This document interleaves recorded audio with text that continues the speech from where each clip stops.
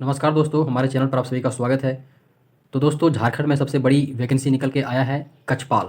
और इसी कक्षपाल का सिलेबस हम बहुत ही डिटेल से देखेंगे।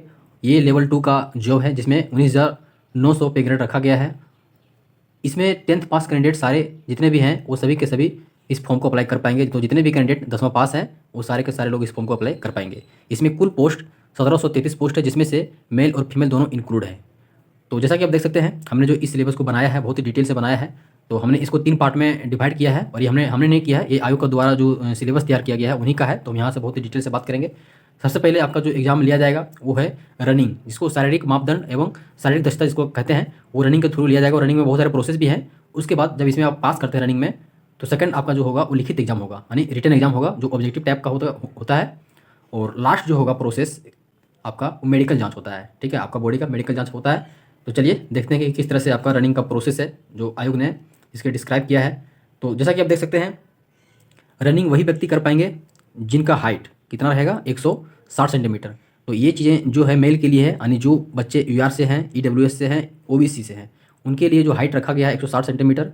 और एससी और एसटी के लिए इसमें रिजर्वेशन है 155 सेंटीमीटर। ठीक है, तो इनको थोड़ा सा हाइट कम रखा गया 5 सेंटीमीटर। बाकी आप देख सकते हैं जनरल और ओबीसी ईडब्ल्यूएस का 160 रखा गया है। वहीं पे हम चेस्ट का अगर देखें दोस्तों, तो मेल का जो रखा गया है यूआर ईडब्ल्यूएस ओबीसी का 81 सेंटीमीटर, ये आपका फुलाने के बाद है। ठीक है, चेस्ट आपको फुलाने के बाद मांगा गया है 81 सेंटीमीटर। वहीं पे एससी एसटी के लिए 79 रखा गया है। ठीक है, 79 सेंटीमीटर रखा गया है, यानी कि 2 सेंटीमीटर का फासला है दोनों में। तो इस तरह से इसका प्रोसेस है। उसके बाद आप इसमें गर्ल्स को देखेंगे, तो गर्ल्स को यहाँ पे 148 सेंटीमीटर इसका हाइट रखा गया है, यानी जो लड़की है वो लड़कियों का जो लंबाई है वो 148 सेंटीमीटर होना चाहिए। ठीक है, तो ये 3 क्राइटेरिया है, चेस्ट का और हाइट का और फीमेल का इधर एक सिंपल हाइट का। अगर इसमें आप क्राइटेरिया फुलफिल करेगा आपका, तो फिर आपको रनिंग के लिए बुलाया जाएगा। वहीं पे होता है, साथ ही साथ होता है। और ये रनिंग जो रहेगा, आप देख सकते हैं रनिंग स्टेटस क्या है। तो मेल के लिए जो रखा गया है वो 1600 मीटर है। ठीक है, यहाँ तो फीमेल के लिए भी 1600 मीटर है, लेकिन दोनों में टाइमिंग का डिफरेंस रखा गया है। टाइमिंग में क्या है कि देखिएगा, मेल का जो रखा गया है टाइमिंग वो 6 मिनट का रखा गया है। ठीक है, 6 मिनट का। और वहीं पे फीमेल का 10 मिनट का समय दिया गया है। तो देख सकते हैं दौड़ बहुत ही काफ़ी टफ है ना। दौड़ काफ़ी टफ है, क्योंकि देखिए लड़की का थोड़ा 10 मिनट है और लड़का के लिए 6 मिनट। तो थोड़ा सा यहाँ लग रहा है कि दौड़ के लिए कम से कम 6:30 होना चाहिए, या 6:30 से प्लस ही होना चाहिए। 6 मिनट बहुत ही मतलब बहुत ही डेंजरस है। ठीक है, तो ये चीज़ें हैं। बाकी देखते हैं क्या होता है आगे। अब देखेंगे इसका, ये तो रनिंग का प्रोसेस है। ठीक है, रनिंग में 3 प्रोसेस, हाइट, चेस्ट और रनिंग, 3 अगर आप क्वालिफाई करते हैं तो फिर आपको एग्जाम के लिए बुलाया जाएगा। और ये एग्जाम रिटर्न होगा, यानी ऑब्जेक्टिव टाइप का होता है। और इसमें भी 3 पेपर लिया जाएगा। जो रिटर्न एग्जाम होता है वो 3 टाइप का एग्जाम, मतलब तीन पैटर्न पे एग्जाम रहेगा, एंड पेपर 1 और पेपर 2 है ना। टोटल पेपर 3 रहेंगे इसमें। तो देखेंगे कि यहाँ पे आप पेपर 1 का बात कर रहे हैं। पेपर 1 में 2 घंटे का समय मिलेगा। इसमें टोटल 120 क्वेश्चन देखने को मिलेगा आपको। ठीक है, और प्रत्येक 3 मार्क्स का क्वेश्चन पूछा जाएगा। तो यानी देखेंगे तो टोटल 360 मार्क्स होता है। यानी पेपर 1 जो है, जिसको क्वालिफाइंग रखा गया है, यानी 30% आपको लाना ही पड़ेगा। 30% आप लाते हैं मार्क्स, तभी आप इस पेपर को क्वालिफाई कर पाएंगे। उसके बाद आपका नेक्स्ट यानी कि जो पेपर जो जांच होता है वो सेकंड पेपर जांच और थर्ड पेपर जांच होगा। तो पहला प्रोसेस ही आपका एक तरह से बाध्यता के तौर पर यहाँ पे एक तरह से कह सकते हैं, एक तरह से एक बॉन्डिंग रखा गया है ना।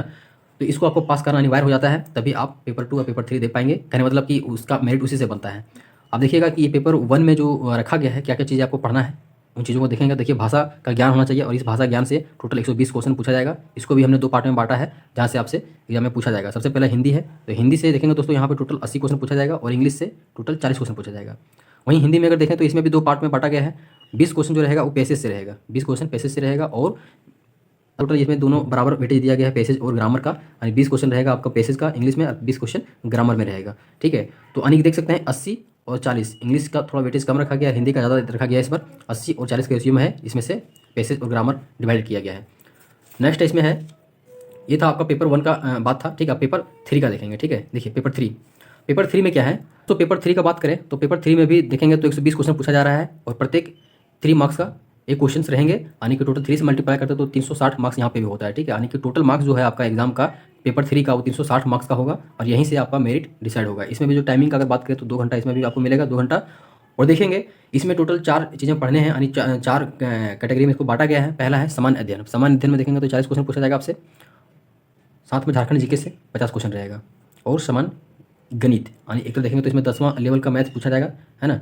तो यहाँ से 10 क्वेश्चन ओनली रहेंगे। और सामान्य विज्ञान, जिसको आप साइंस करते हैं, तो साइंस से भी लगभग 20 क्वेश्चन यहाँ से भी पूछे जाएंगे। तो जो भी बच्चे 10th पास है उनके लिए बहुत ही ईजी दोनों पैटर्न ये है, गणित और विज्ञान। ठीक है, क्योंकि ये 10वां बेस्ट पे ही दोनों पूछा जाएगा, तो बहुत ज़्यादा डरने की बात नहीं है। ये दोनों ईजी है। बाकी झारखंड थोड़ा मेहनत करना पड़ेगा और सामान्य अध्ययन के लिए टोटल ये 90 क्वेश्चन होते हैं। इस 90 क्वेश्चन के ऊपर थोड़ा ज़्यादा फोकस करना पड़ेगा। ओवरऑल देखा जाए तो सभी के ऊपर आपको फोकस करना पड़ेगा। इसमें से भी थोड़ा सा आपको देखें तो एक कंपलसरी बनाया गया है, 30% आपको अनिवार्य लाना है, यानी एक तरह से किसमें, तो सामान्य अध्ययन में, जिसमें 40 क्वेश्चन पूछे जाएंगे तो उसका 30% देखेंगे तो क्वेश्चन में तो 4 या 12 टोटल क्वेश्चन बनाना होगा, है ना। 12 क्वेश्चन आपको बनाने ही होंगे, ठीक है, यानी सही करना ही होगा, ये कंपलसरी रखा गया है। साथ में तो यहाँ पे देख सकते हैं टोटल 120 क्वेश्चन होता है। अब देखिएगा इसमें जो कॉमन मेरिट बनेगा, ठीक है, कॉमन मेरिट जो जिसको कहते हैं कि आपका जो मेरिट लिस्ट जिसका आपका रिजल्ट बनेगा वो पेपर 2 और पेपर 3 के आधार पर ही बनेगा। यानी पेपर 1 जो है वो ओनली फॉर क्वालिफाइंग था, जिसको हिंदी और इंग्लिश दोनों ग्रामर बेसिस पे बेस्ट था। लेकिन यहाँ पे देखेंगे तो देखेंगे आप यहाँ पे देखिए पेपर 3 का ये सिलेबस है, जिसको आपको इसी से मेरिट बनेगा, इसी से रिजल्ट बनने वाला है, ठीक है। तो यहाँ पे देखेंगे दोस्तों, तो देखिए पेपर 2 में जो है टोटल 100 क्वेश्चन पूछा जाएगा, जिसको आप रीजनल लैंग्वेज कहते हैं, है ना, क्षेत्रीय भाषा का ज्ञान होना चाहिए। तो उसका भी हम सिलेबस बताते हैं बहुत ही डिटेल से। और पेपर 3 में 120 क्वेश्चन रहेगा, जैसे कि अभी हमने जस्ट बताया है। इसमें भी 360 मार्क्स का रहेगा और इसमें 100 मार्क्स का रहेगा लैंग्वेज पेपर। तो इसमें भी 3 मार्क्स का होता है एक क्वेश्चन, तो टोटल इसमें 300 मार्क्स हो जाता है। टोटल जोड़ेंगे तो 300 प्लस 360 660, यानी कि टोटल ग्रैंड मार्क्स जो रहेगा आपको जो आपका रिजल्ट बनाएगा ओवरऑल वो 660 मार्क्स का होगा। 660 मार्क्स अगर लाते हैं इसके अराउंड में तो आपका रिजल्ट देखने को यहीं से मिलेगा, ठीक है। तो ये था। बाकी हम दिखाते हैं कि पेपर 2 के लिए जो सिलेबस है हमने खोटा के लिए तैयार रखा है। तो खोटा में आपको क्या क्या चीज़ें पढ़नी है, हम उन चीज़ों को बहुत ही डिटेल से अभी बात करने वाले हैं। तो जैसा कि आप देख सकते हैं स्क्रीन पे ऊपर शो हो रहा हो खोटा का सिलेबस, ठीक है। देखिए खोटा में बहुत ज़्यादा पढ़ना नहीं है इस बार, क्योंकि खोटा का सिलेबस बहुत ही छोटा किया गया है। और जाहिर सी बात है कि 10वां लेवल का है तो बहुत ही डिटेल से नहीं पूछा जाएगा, बहुत ही शॉर्ट में रखा गया है सिलेबस।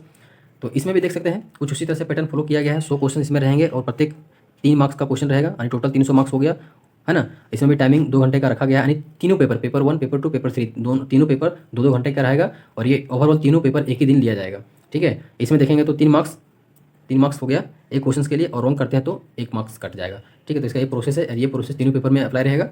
अब देखेंगे दोस्तों, देखिए खोटा में जो सिलेबस जो बताया गया है, क्या क्या चीज़ें आपको पढ़ना है।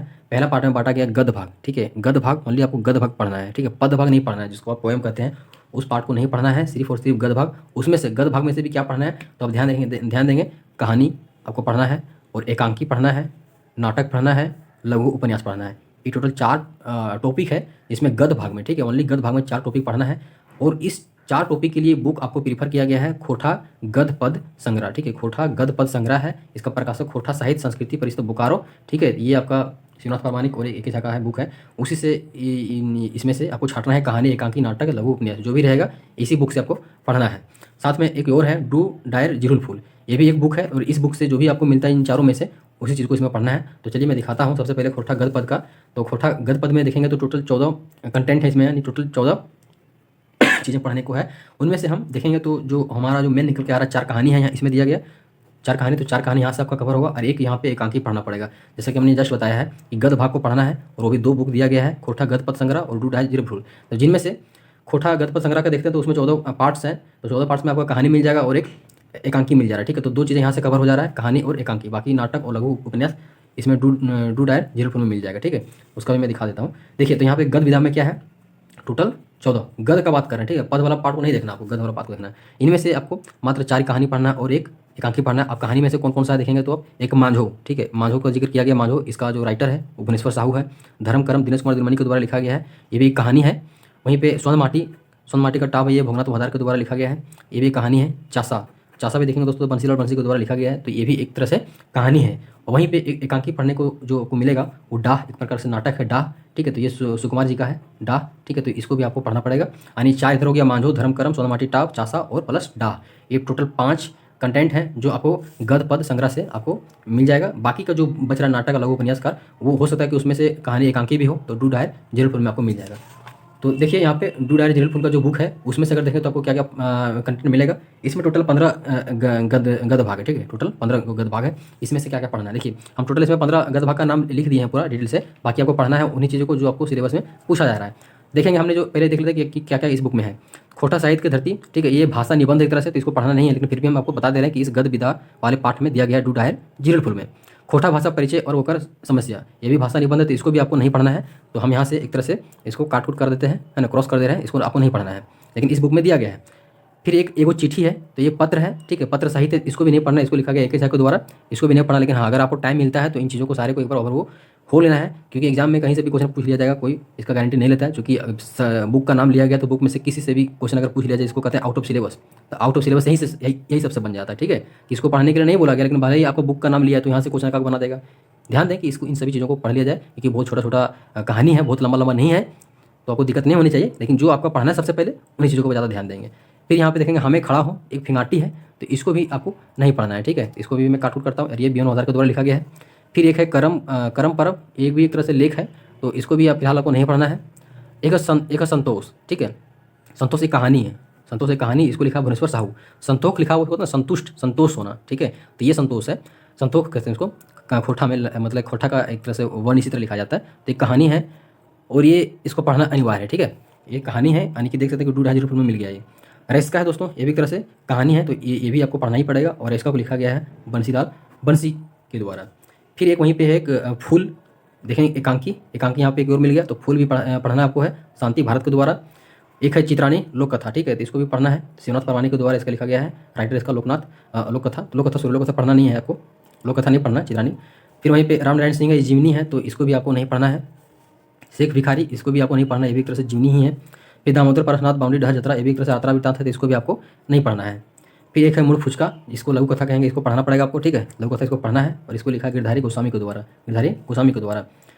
फिर वहीं दोस्तों आप देखेंगे हरिहरे हरिहर, ये भी एक तरह से कहानी है, तो कहानी आपको पढ़ना ही पड़ेगा, क्योंकि ऑलरेडी पहले भी बता दिया गया कि कहानी आपको पढ़ना है। हरिहरे हरिहर ये भी कहानी है, तो गजाधर महतो के द्वारा इसको लिखा गया। यानी एक तरह देखें तो 2,500 में कौन कौन सा चीज़ें पढ़नी है, एक हरिहरे हरिहर, मूल फुचका हो गया, दो प्लस एक फूल हो गया, 3 रेस्का, 4 संतोष, 5, यानी 5 चीज़ें यहाँ से आपको पढ़ना है। 5 इधर हो गया, और इधर आप देखें थे हमने खोटा गद्य पद संग्राम में, यहाँ पे भी 5 पढ़ना, 4 कहानी और एक एकांकी, यानी 5 इधर 5 उधर, 5 दूना 10 हो गया, तो बहुत बड़ा नहीं है। बाकी हम देखेंगे ग्रामर में क्या क्या चीज़ें आपसे पूछी जाएगी। तो देखिए ग्रामर में बहुत ही ईजी कर दिया है, ग्रामर भी बहुत डिटेल से नहीं पढ़ना है, क्योंकि वर्ण जो है इसका वो पूरा हटा दिया गया है। क्योंकि अगर व्याकरण खोटा का अगर पूछ लिया जाता है वर्ण से तो थोड़ा टफ हो जाता है, तो वर्ण हटा दिया गया है। तो यहाँ पे आपको संज्ञा पूछेगा, तो संज्ञा आपको पढ़ना है, सर्वनाम पढ़ना है। तो जैसा कि जैसे जो हिंदी व्याकरण पढ़े होंगे उनके लिए बहुत ईजी रहेगा, बहुत ज़्यादा टफ नहीं है, उसी से सब चीज़ मिलता जुलता है।